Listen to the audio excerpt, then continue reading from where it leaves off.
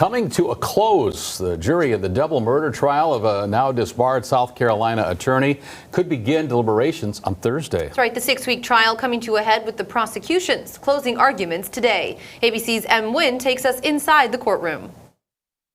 Closing arguments in the closely watched double murder trial of Alec Murdaugh, a once prominent lawyer in Low Country, South Carolina, now accused of brutally killing his wife and youngest son in June of 2021. There is only one person who had the motive, who had the means, who had the opportunity to commit these crimes, whose guilty conduct after these crimes betrays him. Today, prosecutors arguing how mounting pressures on Murdaugh for his decades of alleged financial crimes created a perfect storm that led him to kill Maggie and Paul, alleging he had hoped for sympathy in the other investigations. The state also pointing to how Murdaugh initially lied about not being at the dog kennels where their bodies were found. Forensic timeline puts him there.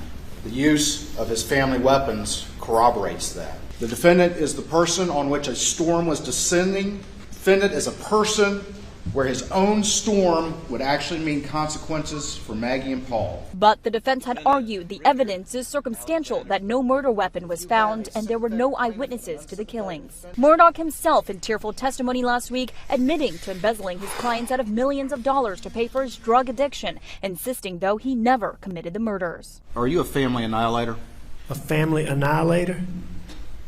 You mean like, did I shoot my wife and my son? Yes. No. Jurors listening to both sides after returning from their visit to the murder site at the Murdaugh's family estate, Moselle. There, they were taken through the kennel entrance where Maggie and Paul were killed. Once closing arguments wrap up, the judge will instruct the jury on how to consider the charges. We're expecting the jury to begin deliberating tomorrow. Outside of this case, Murdaugh is also facing nearly 100 other charges for various alleged financial crimes. M. Nguyen, ABC News, Walterboro.